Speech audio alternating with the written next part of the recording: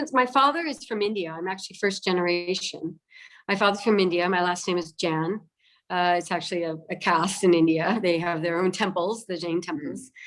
So first generation, my father came over at 18 and picked peaches on Peach Farm in California to put himself through school. He is PhD. Both my parents are academics. My mother has her PhD in continuing adult education. My father is one of the foremost in environmental engineering. He's written probably 17 textbooks and is a fellow at Cambridge University. And so my parents have always, it's been I grew up in a very academic environment. I think that's was helpful in my attitude towards education and my work ethics.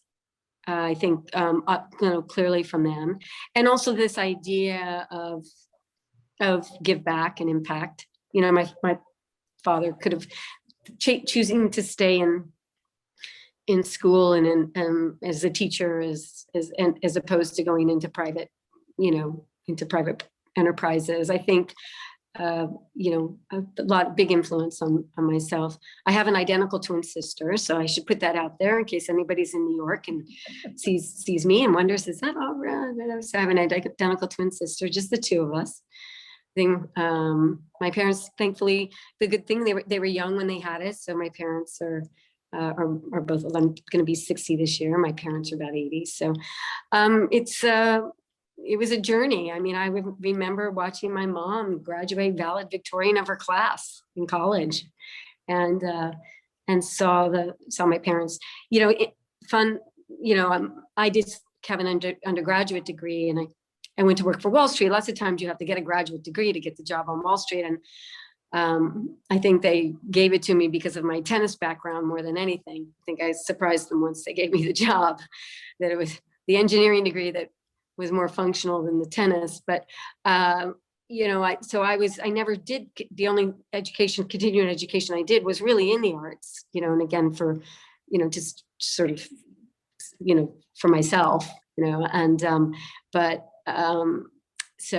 my parents, 16 years of education and so forth. So, and I remember feeling sort of guilty. I went to New York City and I get this job and had an engineering degree. I had job offers from, IBM and Hewlett Packard, that was back in the day, 1983, especially as a woman graduating out of Purdue University. And instead I went to New York City and, took a bartending job, and because I just was intrigued, and I just knew I didn't want to do it as a career. And I remember like 2 years into my job and feeling almost guilty because here I am, 4 years of education, and I'm not changing the world.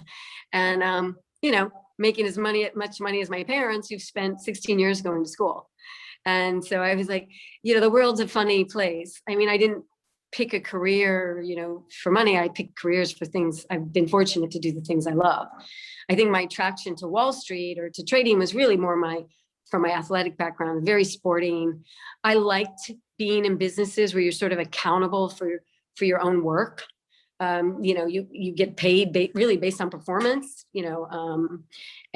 same thing in what I do now. So I don't think I would have done as well in a corporate structure. I think I would have found a lot of frustrations in that.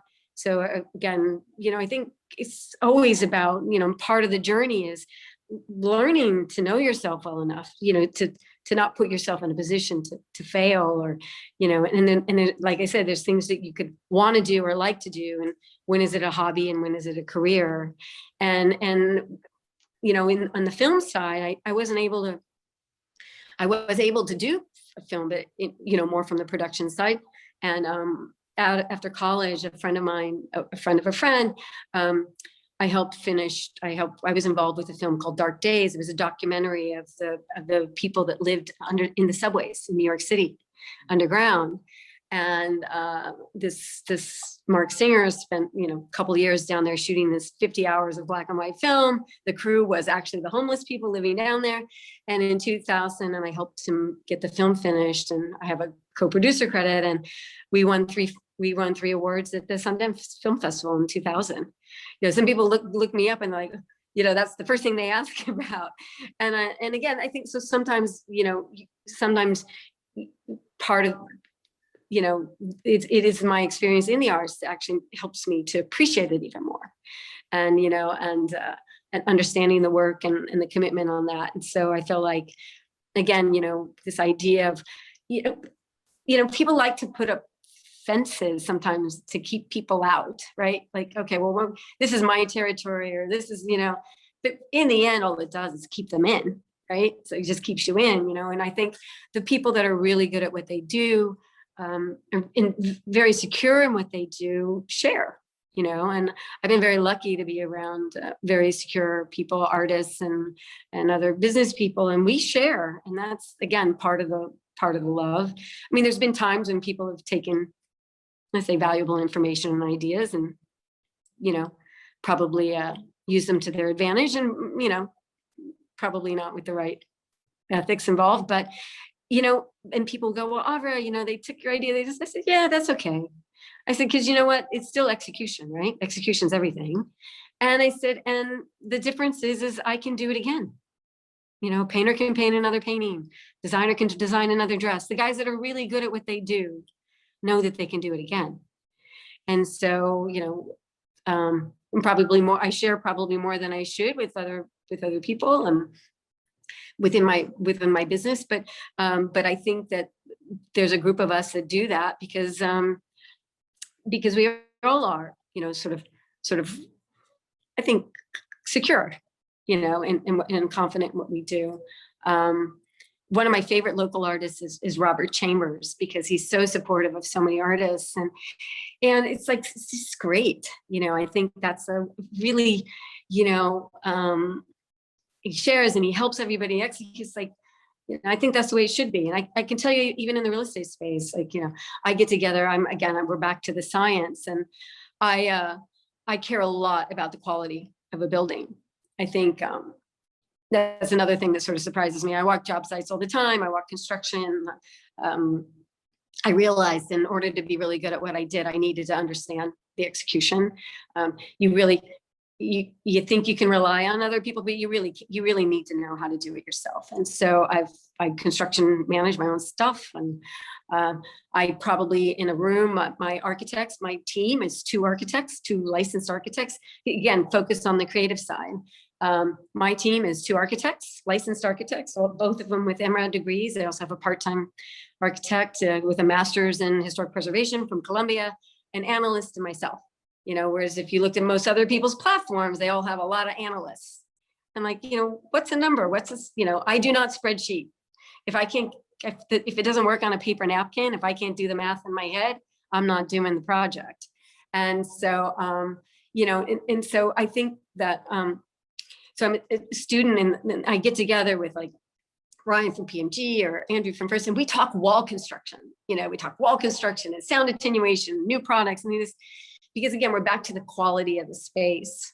That's one of the things that's been a little disappointing in some of the stuff I see in Miami, because, the builders, and again, part of it is developers are not builders. I'm a builder, this is a developer. And I don't think it's not intentional, but somebody comes in and says, oh, you can cut corners here, you could do this, do that. They don't really understand the decisions that they're making, because they don't really understand construction. And so, and it's really not like, for a 5% difference, they're giving up so much. And if you have to worry about that 5%, you probably shouldn't be doing the project to begin with. And so, I walk some of these jobs and I see this, and I say to the GC, well, why are you doing that? And why are you doing that? And he says, listen, it wasn't my call. I said, but does the developer understand the decision they just made? He goes, I don't know. And my architects, I sit in a room, I'm in a pre-development meeting. We're about to hopefully build a big building, and I don't do it very often because sometimes things get lost in the administrative and all the partnerships and the GP and LP and all that takes away some of the fun. But I do want to build this building, as an iconic site, and like working with Carlos Zapato, who's a fabulous architect. And they said, I'm in a room with 20 guys, all, got all my engineers, my builder, my project managers, my plumber, my electrician, everybody. And I'm going around the room, and they're all talking. Everybody's good at what they do. right? And but in the end, I'm the one running the meeting, and I'm the one asking the questions and saying, well, why did you do this? And didn't you talk to him? And what's that about? And didn't you see that, don't you see the 4-by-4-foot column in the middle of the room? It's like, is that my, and by the way, developers, I swear, do you not know how to look at a set of plans? I mean, there's a 4-by-4-foot column in the middle of the room. Okay, guys, that's like, are you okay with that? I mean, I'm not okay with that. Are you okay with that? And, so these things, even today, surprises me. I'll walk into a building and I'll be like, on a beautiful piece of property and a tile reason, you know what?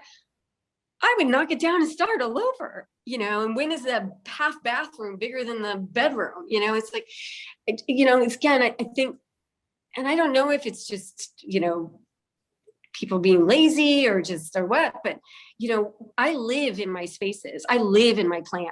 I walk into the space. I walk into the plans, and how far is it from the sofa to the half bathroom and a set of high heels? These are the things I think about. And I think, and when you walk in, this idea of seeing out and from low to high and all these things, and then I get down into the quality of the space.